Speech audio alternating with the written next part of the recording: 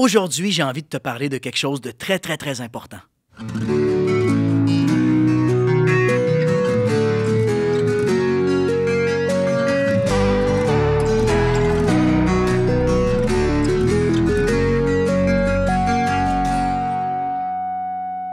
Es-tu déjà allé dans un théâtre, toi? Peut-être que tu es déjà allé avec ta famille, ta garderie, ton camp de jour ou ton école. Ici, on a la chance d'avoir le théâtre du Vieux-Terrebonne où on présente toutes sortes de spectacles de différentes disciplines, comme le théâtre, les arts circassiens, la musique, la danse, la marionnette, le conte et plusieurs autres. Mais attends, là, c'est quoi un théâtre? Ça ressemble à quoi? Le sais-tu? Normalement, il y a une scène, des bancs, des artistes, des techniciens et des spectateurs.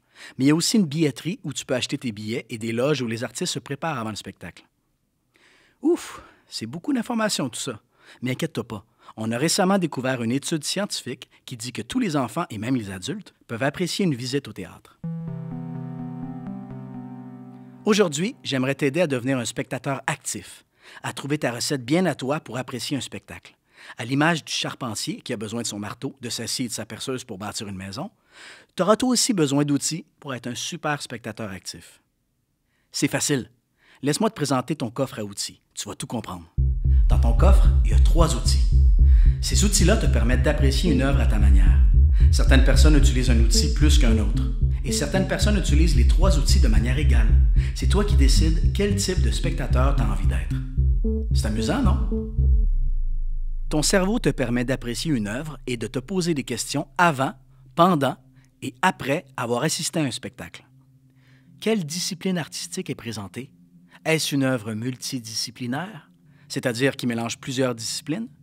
Est-ce que tu sais quel artiste ou quelle compagnie artistique a créé le spectacle? Quels sont les sujets et les thèmes abordés? Probablement qu'en sortant du théâtre, tu auras appris quelque chose de nouveau.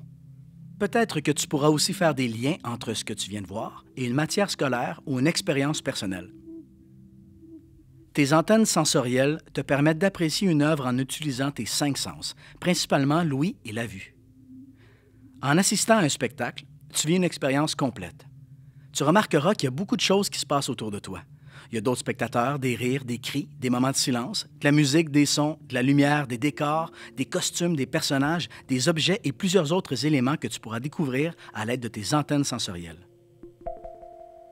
Ton cœur te permet d'apprécier une œuvre par les émotions et les ressentis vécus pendant et après le spectacle. Comment tu te sens en arrivant au théâtre et pendant le spectacle et en sortant?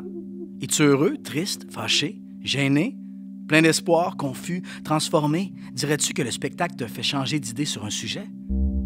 Il se peut que tu ne ressentes pas tout de suite cette panoplie d'émotions. Ça peut prendre du temps avant qu'un spectacle résonne en toi. Chaque spectateur actif reçoit les émotions à son rythme. Et oublie pas, il n'y a pas de mauvaise réponse. Attention! Certaines œuvres sont conçues de manière à solliciter davantage le cerveau, tandis que d'autres solliciteront plutôt les antennes sensorielles ou le cœur. Il s'agit d'un désir ou de choix artistique de la part des créateurs. Finalement, j'ai envie de te donner 2 conseils. Premièrement, c'est important de ne pas faire de bruit pendant le spectacle pour ne pas déranger les autres spectateurs actifs et les artistes. Tu pourras toutefois t'exclamer et réagir à ce qui se passe sur la scène. Il ne faut pas oublier d'avoir du plaisir.